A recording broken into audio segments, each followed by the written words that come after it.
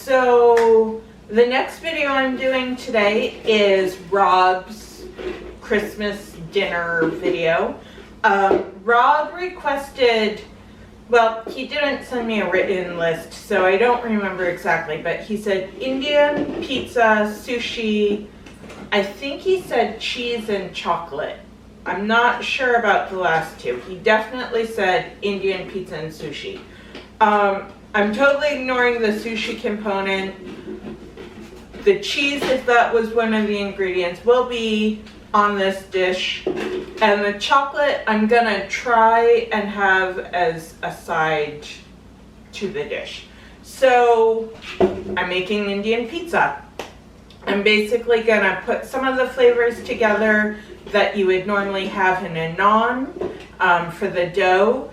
I'm then gonna do a tikka masala sauce instead of a traditional marinara tomato sauce.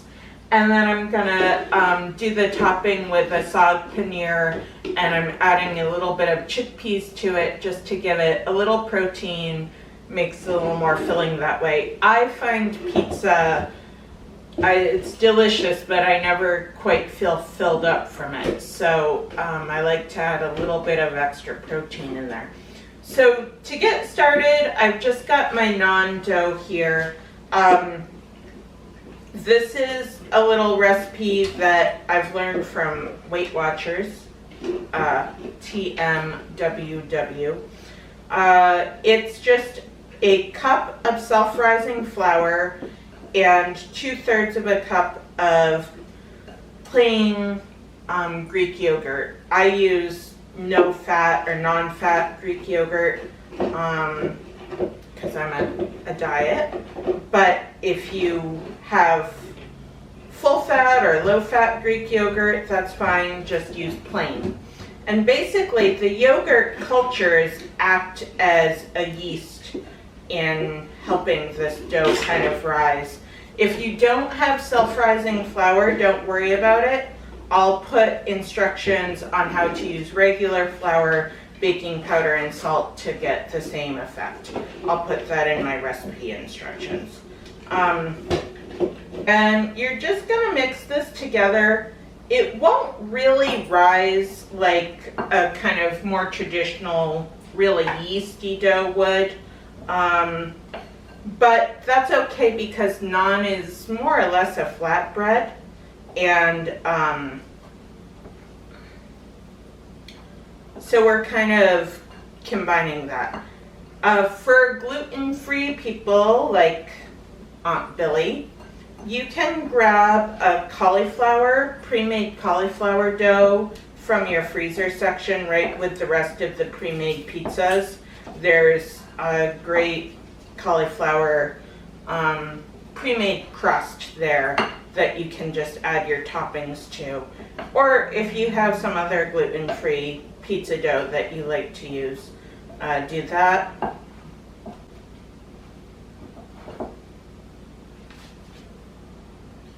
And it's not incorporating that well, so I'm just gonna get in and kind of knead it a little bit. When it comes time to really work the dough, I'll turn it out on my work surface and knead it some more. But right now I'm really just trying to get the yogurt and the flour mixed. And you can see I've got a little extra flour over here. That's more for once I'm ready to roll it out. I want to cover my work surface in flour. But it's also in case the dough ends up being a little bit sticky, I can add some flour to it. Right now, it's about right, actually. I'm just trying to incorporate the last of the flour, or the last of the yogurt here. So my dough has come together now. I've just kind of kneaded it in the bowl. And kneading, as you probably know, is just a matter of kind of folding the dough over in half and punching it down. And I'm just gonna set this aside and let it sit over there and rest, and it might build up a little bit of a rise, get the gluten working a little bit, But as I said, this is kind of a flatbread, doesn't matter too much.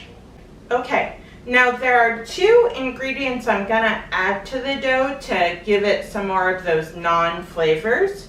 One is just some minced up garlic, and then I'm also gonna add some cilantro to it. That's what I like in my naan. I know some of you feel like cilantro tastes like soap.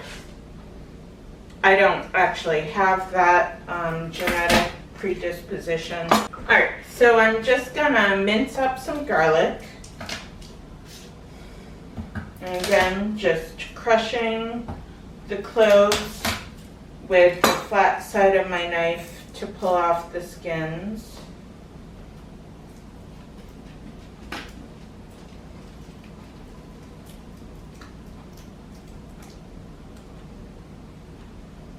And then I'm just going to give them a pretty rough chop because I actually want the pieces to be a little bit larger in the naan.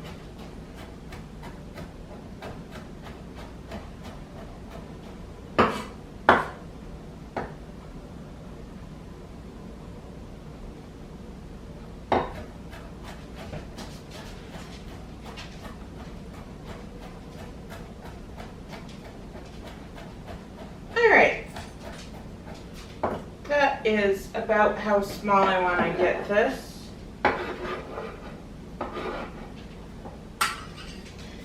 And I'm just going to kind of pre-cook the garlic a little bit in the microwave, just to take away a little bit of its kind of spicier edge. So I'm just putting in about a teaspoon of olive oil that will kind of saute it,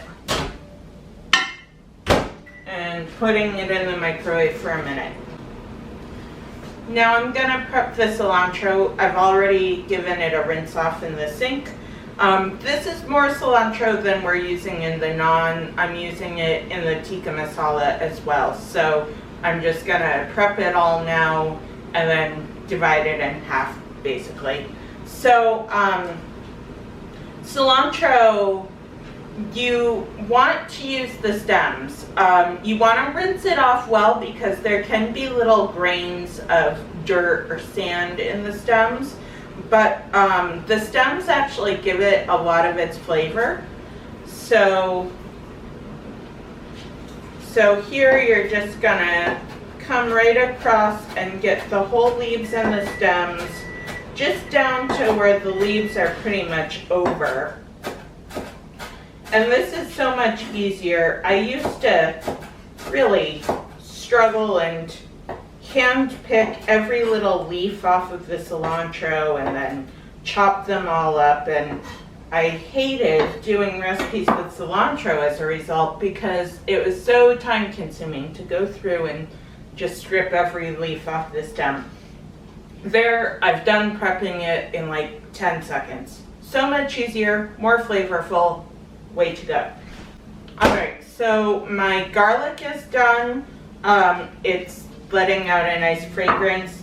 I'm just gonna add some of the cilantro in with the garlic, and I'll just put the rest aside for now. Just kind of brush it over to one side. We'll get to it in a minute. Onions are the last thing that I have to prep. Everything else is just a matter of kind of throwing it in the pot and cooking it up. So the onions I'm gonna do in a small dice, and again, about half of it's going in the saag and half of it's going in the tikka masala sauce. So I'm doing 2 onions and they're both gonna just be chopped, so I'm gonna cut them up at the same time. And again, just go across the onion in about 1/4 inch slices, and then bring your knife down in this case, about as fine a chop as you can.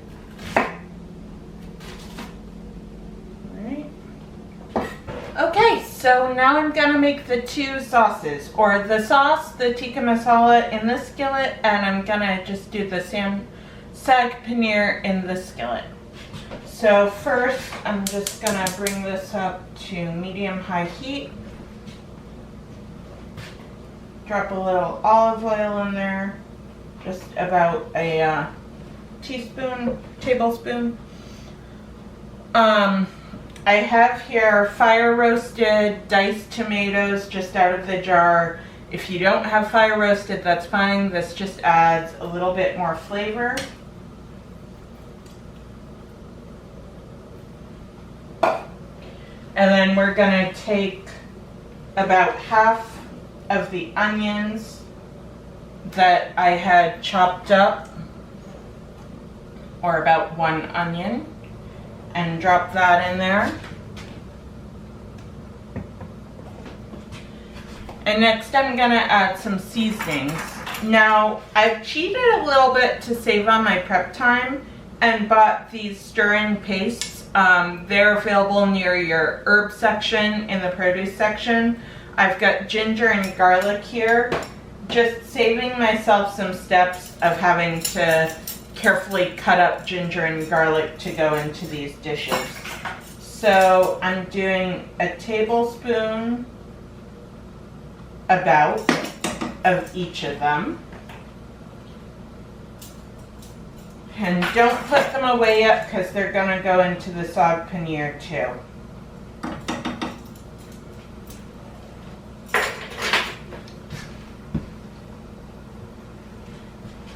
And then I've got some ground cumin.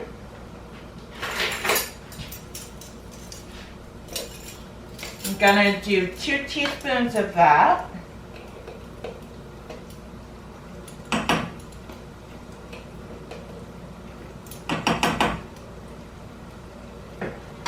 And that's going in the saag paneer too. And then 1 teaspoon of turmeric.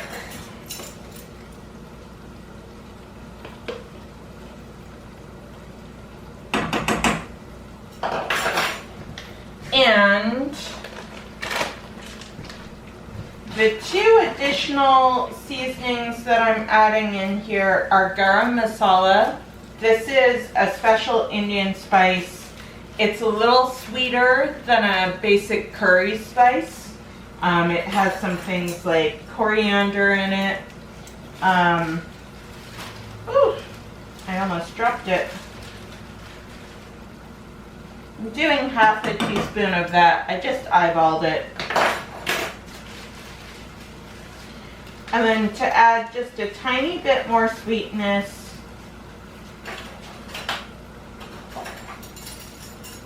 I'm doing a teaspoon of brown sugar. You'll notice I'm actually using 2 half teaspoons. That's just so I don't get the spices from the measuring spoon into the brown sugar, because I may not want it to taste like curry when all of this is over.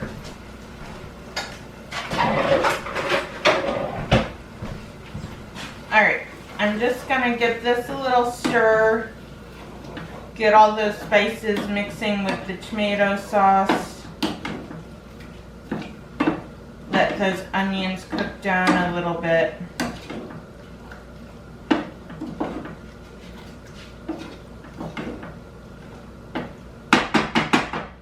And that we're just gonna cover and let simmer for about 15 minutes. The longer you can let it simmer, the tastier it's gonna be. And I forgot, I'm gonna add one more ingredient to this, which is the rest of the cilantro that we prepped earlier.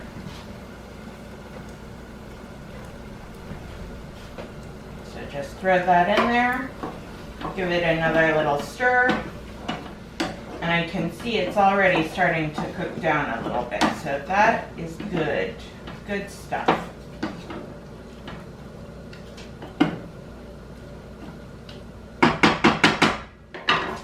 Okay. Over here we're gonna start our saag paneer. Technically this part is actually just saag because the paneer refers to the cheese. I'm gonna add the cheese at the end separately. Oops. wrong burner. This I'm gonna do on medium. And I'm gonna just start with a little olive oil again. About a tablespoon. And I'm gonna start with my onions. Gonna let them cook down first till they're nice and soft. So just mix them around with the oil a little bit, and those can just hang out in there for a few minutes. So to help the onions along with their softening, I'm just gonna add a little bit of kosher salt at this point. Dave has just arrived. Hi, Daisy. Hi. Oh, well. Say hi to the home viewers.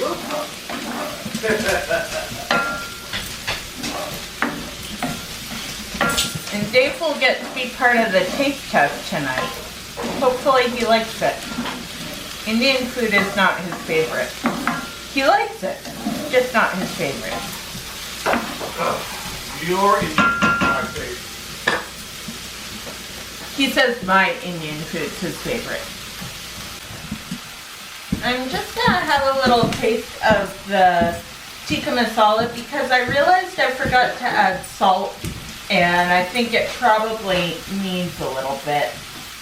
And I'd rather add it early and let it incorporate.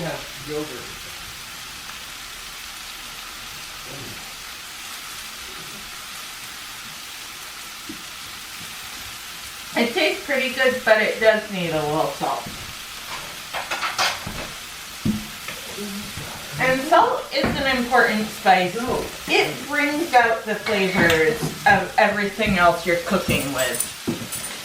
So I'm gonna add about a half a teaspoon of salt.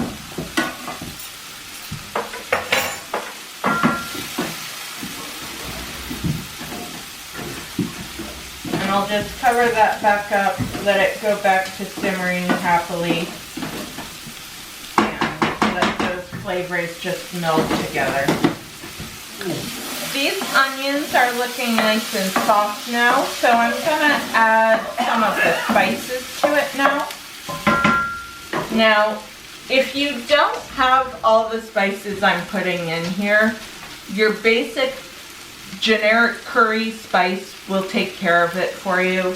I do like to always have cumin on hand as well. To me, it's one of the spices I utilize the most in my cooking and adds the most flavor to my cooking. If you even have cumin seeds, so much the better, but ground cumin is absolutely fine. So I'm gonna add a little bit of coriander seeds.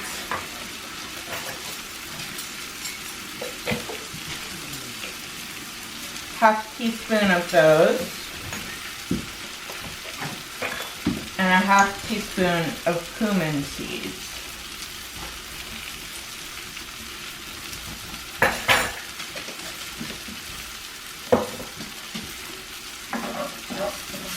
And just mix those in.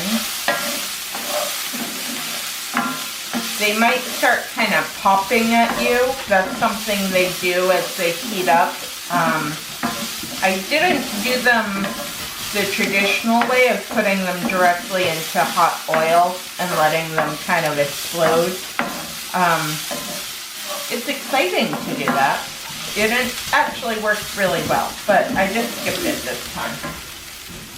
And then I'm just gonna come back and add, I'm gonna skip the ginger this time and just add a little bit of garlic, about half a teaspoon.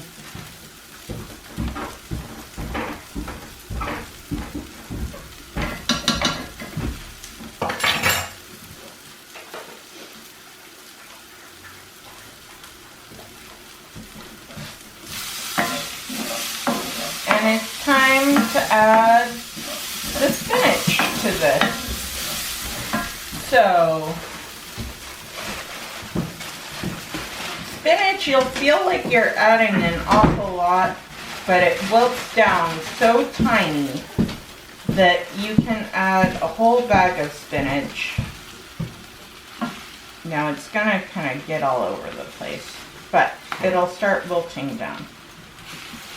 If it's not pre-rinsed, rinse it off. It also helps it to cook a little bit better, just that little bit of moisture on the leaves.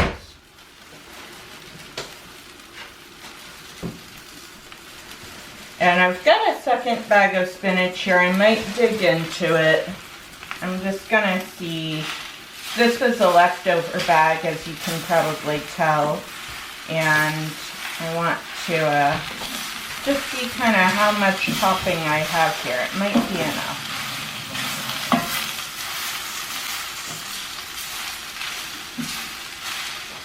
Meanwhile, I'm gonna get the oven preheating to 425.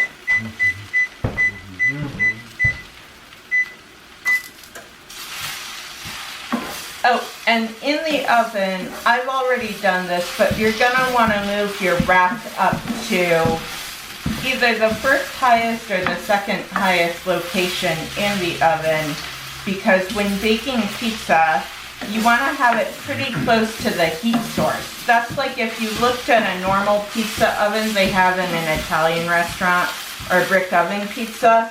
They're big and flat and only about that high. So the pizza is always really close to the top of the pizza oven, and we want to recreate that here in our own oven at home.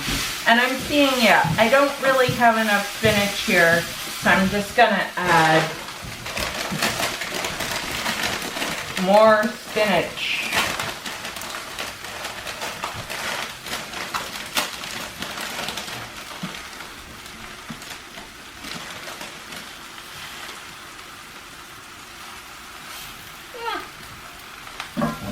Oh dear.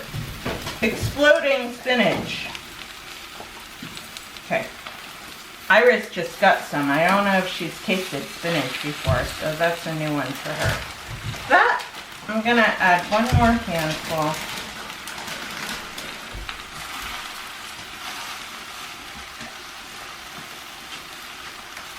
Alright. I'll just keep an eye on that and let it cook down. And meanwhile, we're gonna go over and start getting our pizza dough all set. Alright, so leaving this to the side for now. Ah! And I forgot. I said I was gonna add chickpeas to this. I totally forgot to do it. So I'm just adding about half a can of chickpeas. And I'm just kind of letting them warm up in the skillet with the spinach, more just to help them cook once it all goes into the oven. They're pre-cooked, sort of speak, so you don't really have to worry about it. And I'm also just gonna do a little taste test here. Get my tasting spoon back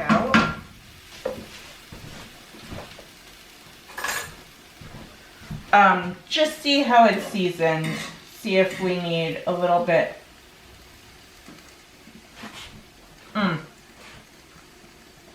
It's really good.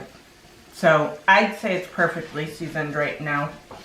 A little hot, not spicy hot, but hot, I feel like I'm breathing smoke. So we're leaving that aside, that's simmering. I'm gonna change back over to my other work surface and we'll do the dough. All right, so I'm gonna start by just sprinkling a little regular flour, or AP, all-purpose flour, and getting my dough just floured on all sides so that it doesn't stick to my work surface. And then I'm gonna kind of put a little well in there. We're not gonna roll it out yet. First, we're just gonna incorporate our cilantro and garlic into the dough. So just drop it in there, and then you're gonna just kind of fold it all in on itself. So all that good stuff is in the middle, and you're just gonna keep kneading it. And you can see it's starting to kind of poke through. We're just gonna fully incorporate it into the dough.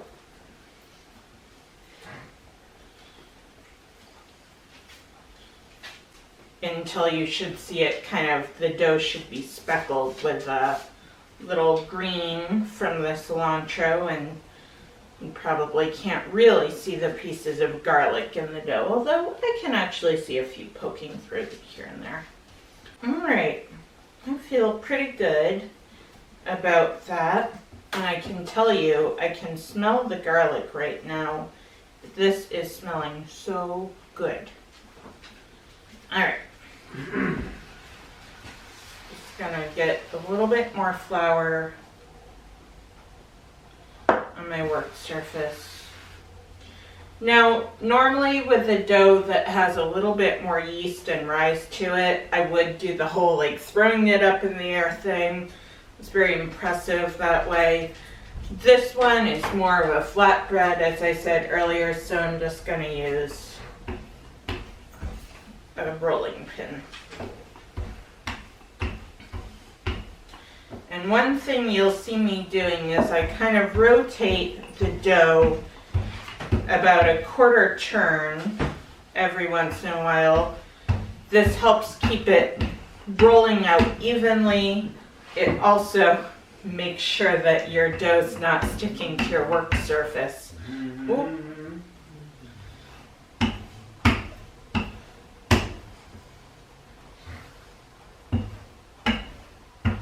And you just want to roll it out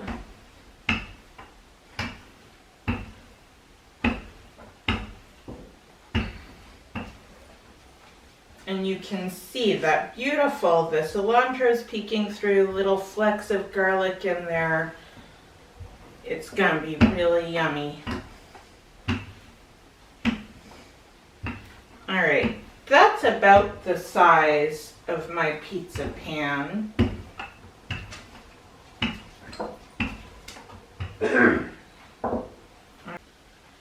Now I'm gonna squirt my pizza pan with just a little bit of cooking spray.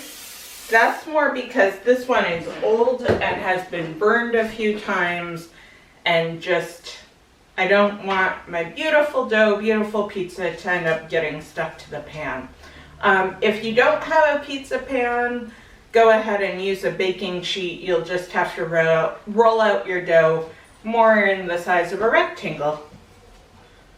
So I'm just going to pick it up and gently move it. All right, and we can start assembling our pizza. So the tikka masala sauce has cooked down, and I'm just gonna, and you will see it's thicker than, you know, a traditional marinara sauce would be. That's okay. It's yummier that way. I also, if you want to save yourself some steps, you can always just get a jar of tikka masala sauce from, it's usually in the Asian food section of your grocery store. You can use that. You don't have to make your own. They'll cut down some steps for you. And then I'm going to do the Saag Paneer, or the Saag chana, as it should be called, because it's got the chickpeas in it. Oh, that was heavy. Just right on top. Spread that out.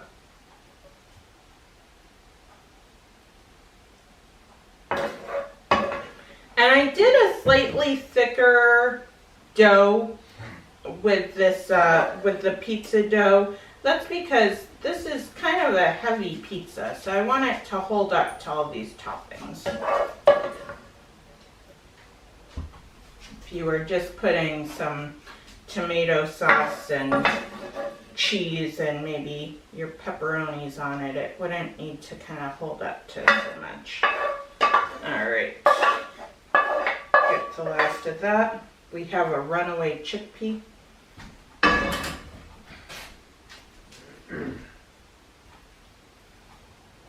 And last, of course, you need cheese. So, I've got farmer cheese here. If you can find ricotta, salata, or actual paneer from like an Indian grocery store, do that. This is kind of the best substitution I've found in terms of taste. And I'm gonna just kind of liberally spread it out over the pizza.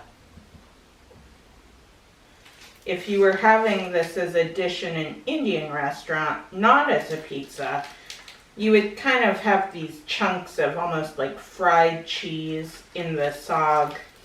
And so these should melt down a little bit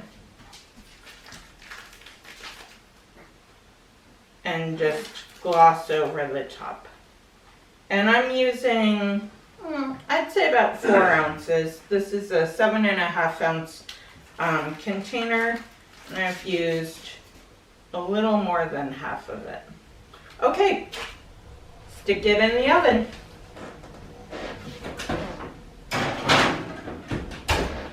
And I am, with my clean hand, just gonna set a 12-minute timer.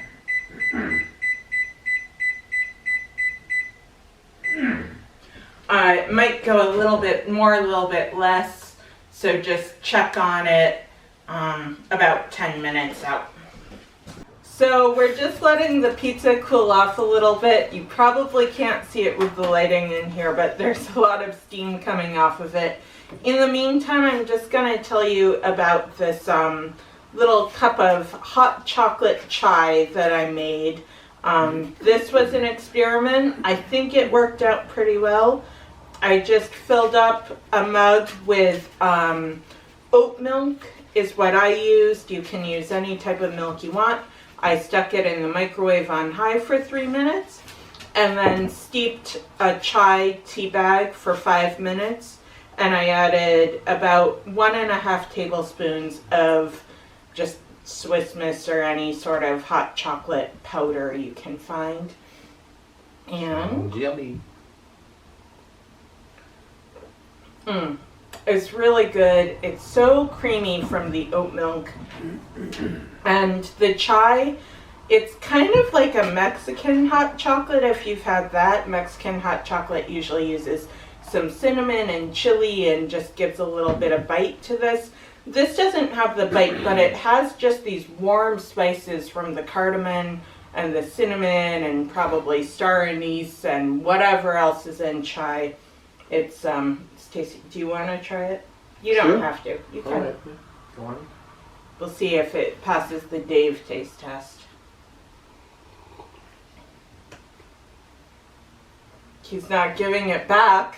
That's a good sign. Well, I think I need to test it a lot more. Okay. So I'm gonna have one more salt.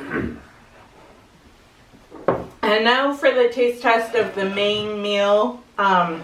It is a hearty pizza, so I see Dave's getting ready with his fork. I'm gonna try and pick it up and eat it pizza style, because that's what I like to do.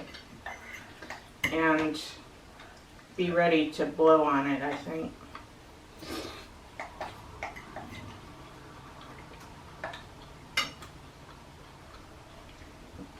I like it. I'm gonna try and get another bite with a bit of cheese on it. My first piece didn't have cheese, and you can't try a pizza with no cheese.